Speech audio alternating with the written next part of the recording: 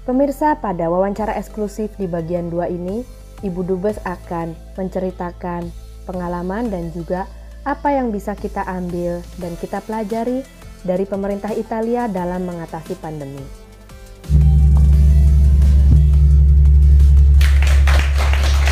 Pemerintah di sini sangat tepat cara penanggulangan. Bukan penanggulangan, waktu mereka lockdown, mengatakan semua tidak boleh ada. Hanya yang boleh ada adalah supermarket yang menyediakan logistik keperluan utama. Sempat hanya sedikit terjadi kosong, tapi keesokan harinya rata-rata semua supermarket itu tersedia. Hanya mereka boleh lalu clear protokol kesehatannya. Ya memang sih awalnya kita pelajari ya Ibu. Nah, memang kalau di sini sih bandelnya sama kayak orang Indonesia ya. Saya lihat males banget pakai ini. Males banget pakai itu. Itu Italia udah persis lah kayak orang Indonesia. Tapi very clear. Kalau nggak boleh pergi, ya nggak boleh pergi. Mbak Rizka pernah tahu kalau saya pernah ketangkep polisi? Gimana Bu? Cerita dong. Jadi bukan ketangkep dalam artian gimana. Saya mau ambil uang karena memang untuk uang belanja di Wisma nggak bisa gesek-gesek gitu kan. Saya kan mesti ngasih uang ke Ramadi. Ramadi nggak punya banking account, biasanya memang pakainya cash. Jadi, tapi kita kan mesti pakai surat itu kan, surat jalan hari Minggu. Jalanan tuh sepi sebetulnya. Cuman ya itu polisi kan, ya namanya cari makan kali ya, cari poin kali ya. Dia keliling-keliling. Saya tuh kok yang dilalat, kok yang nggak pakai sepatu olahraga. Saya tetap pakai sepatu rapi, pakai ini gitu. Jadi ditahan, ditanya mau kemana, terus surat jalannya kasih ID. Terus, tapi kita kan fotokopi ID-nya. Terus waktu dia ngembaliin ID-nya, kan saya langsung jalan lagi. Terus dipanggil apa? Nggak boleh. Jadi rupanya, meskipun saya benar, kita bilang nggak ada, saldinya nggak ada di situ. Jadi mesti pergi ke yang bank satunya. Oke. Tapi dia bilang dia harus catat. Gitu. Terus dia tanya, ini nome konyomenya yang mana? Ya, nomenya Esti, konyome anaknya. Setelah itu saya harus tanda tangan rupanya. Gitu. Iya betul. Jadi memang apapun saya nggak didenda nggak apa, tapi ada bukti bahwa memang dia menemukan saya jalan gitu di situ. Begitu. Untungnya itu areanya tetap masih area Wisma. Oh iya ada jarak tempuh tertentu ya Bu yang boleh ya. Nggak boleh lebih jauh dari 1 kilometer gitu kan. Kan memang bolehnya ke supermerkato, ke bankomat atau kemana yang di wilayahnya. It is still in my area. Iya, betul. Jadi nggak kena, tapi itu pengalaman yang paling bagus. Ya. Maksud saya, dia udah lihat ambassadore, right? Dia udah tahu saya dubes, tapi dia tidak membebaskan saya. Itu saya bilang law enforcement. Iya Bu, iya betul. Jadi ada itu memang pelajaran. hukum gitu, betul kan? ditegakkan ya Bu. Pejabat siapapun, ya aturan ya aturan gitu. Iya. Menarik itu pelajaran juga yang kalau nggak menyangka Ibu mengalami ini. Lalu berarti itu salah satu semacam menarik dan lucu ya Bu ya, ada juga fans juga itu ya situasinya karena sepi sekali ya Bu. Kalau kita ingat lagi rasanya kayak mimpi ya. Iya.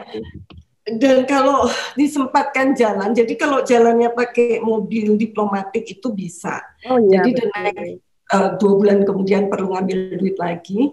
Saya pakai mobil, terus saya bilang coba dong kita agak keliling. Dan apa yang kita lihat Mbak Rizka, kita tuh heran. Ini kan nggak ada yang bersihin ya kota, maksudnya sepi kayak gitu, tapi semua gedung kelihatan bersih sekali. Ya.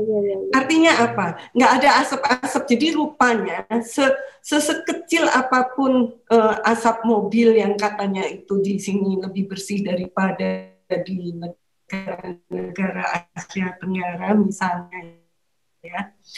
Asap mobil kan nggak sampai yang hitam atau yang seperti apaan. Itu gedung, dan terus sering hujan, itu gedung-gedung itu bersih loh Mbak. Oh, ya. Saya sama Friska tuh sampai lihat ini semua gedung kok bersih ya gitu. Iya ya. Jadi, dan alam masa itu pandemi ini Ibu selalu sehat kan ya? Tidak ada. Alhamdulillah, puji syukur sehat. Berat sebab Ibu ininya situasinya tidak sama dengan tugas biasa Ibu. Apakah bisa disamakan dengan situasi seperti perang di pandemi ini Bu? Karena daruratnya. Kalau dibilang perang, mungkin perangnya lain ya. Perang ada sesuatu yang kita tidak terlihat. Yang sebetulnya kita menjadi bertanya-tanya, benar apa enggak, gitu kan. Tapi kemudian kan memang, apalagi yang bikin sebetulnya agak depresi itu adalah kita nggak bisa pergi kemana-mana. Terus kedua, berita-berita yang sampai ke Indonesia itu kan mengerikan. Ya, mereka jadi takut sekali apa yang terjadi dengan saya. Jadi kita capek sendiri dengan pertanyaan-pertanyaan orang, ya, apa yang terjadi. Lalu mereka jadi takut sekali, anaknya di sini, jadi itu banyak orang tua melalui berbagai saluran, yang anak-anaknya sedang kuliah di sini, mendorong untuk pulang. Sementara ketika itu penerbangan agak sulit. Yang kedua adalah sistem protokolnya itu belum solid waktu awal-awal, ya. Sebentar bisa begini, sebentar enggak, sebentar itu gitu kan. Lalu peraturan universitas ketika itu memang masih menginginkan mereka tetap ada karena masih belum tahu akan berapa lama gitu. Tapi ketika masuk musim panas, itu yang membuat kita juga menjadi, karena kita harus bantu betul mereka untuk mereka bersedia pulang sendiri, tapi mereka harus punya surat jalan, ada surat jalan dari kita, ada surat dari sekolah dari mana, jadi itu kita fasilitasi semua supaya mereka bisa pulang dengan aman untuk nantinya bisa kembali lagi ke sini. Karena itu nanti bisa waktunya batas-batas waktu itunya. Nah itu kita betul-betul menanyakan kepada kantor imigrasi di sini. Luar biasa sekali pengayoman Ibu dan staf dan semua teman-teman. Iya, teman-teman. Saya juga tahu bahwa ada beberapa warga kita yang terinfeksi tapi sembuh ya Bu, betul ya Bu? Ya, jadi kita, saya terima kasih juga kepada Mbak Rizka ya, karena kita kemudian memang selain kita membentuk Satgas kan kita kemudian membentuk kelompok itu ya, warga Indonesia, kemudian dengan WA grupnya, dengan ininya, itu luar biasa. Kita berterima kasih sekali pada teman-teman. Kita secara rutin juga dicoba bertemu secara virtual, tapi yang jelas dengan WA group, kita mendengarkan berapa banyak yang sakit. Sebetulnya kalau yang warga negara Indonesia, puji syukur alhamdulillah sedikit ya. Kalau maksud saya yang BNI menetap. Yang banyak itu adalah dari ABK kapal pesiar. Itu agak banyak. Yang paling berat pada awal-awal itu kan mereka nggak diterima di sini, nggak diterima di sana. Untuk pulang ke Indonesia juga susah sekali. Mau ditampung di mana gitu kan? Karena datang dari Italia tuh semua orang takut.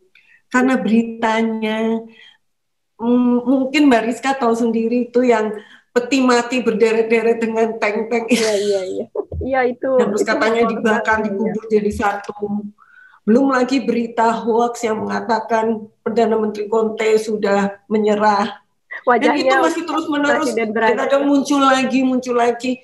Saya bilang Perdana Menterinya udah ganti. Itu sampai saya bilang. Betul juga ya Ibu.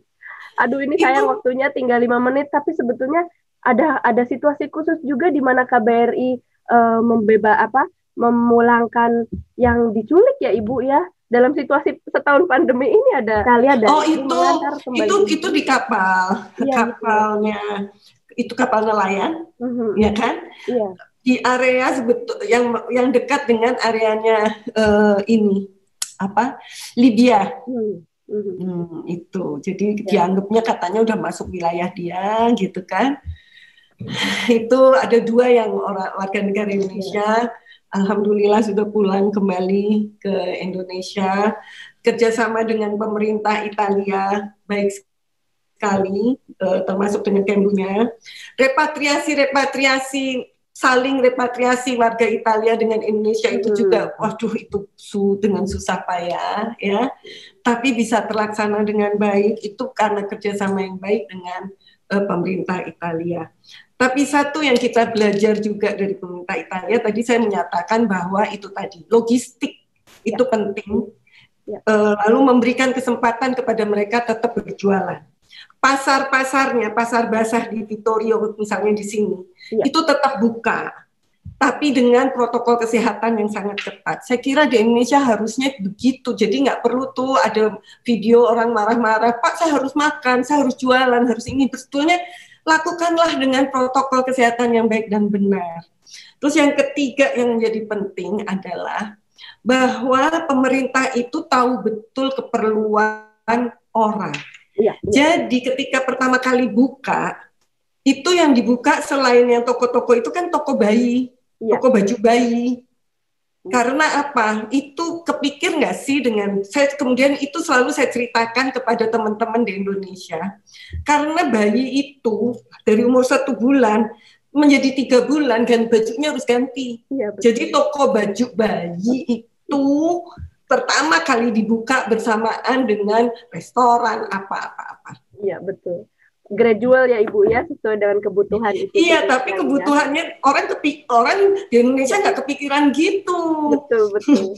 Iya. Tapi baju anak-anak itu jadi penting. Anak dari 1 tahun ke 1,5 tahun harus ganti, kalau nggak bajunya kecilan. Dan juga buku ya pada saat itu ya. Buku, alat-alat tulis. Wah, Ibu pengalamannya luar biasa ini. Terima kasih banyak atas waktunya. Semoga Ibu selalu sehat, selalu dalam perlindungan Tuhan juga. Terima kasih sharingnya Ibu. Saya ingin suatu saat kembali mengobrol lagi karena masih banyak sebetulnya penasaran lain yang ingin saya tanyakan ke Ibu. Sungguh kami bersyukur Ibu sudah meluangkan waktu Ibu. Terima kasih Mbak Rizka, juga tetap sehat, tetap bisa melaksanakan tugas dengan baik. Saya senang sekali Mbak Rizka sebagai perwakilan dari Metro TV ataupun dari kegiatan jurnalistik yang lain bisa memberikan manfaat kepada masyarakat Indonesia. Sukses terus. Terima kasih Ibu, sampai bertemu lagi Ibu. Selamat sore. Selamat sore.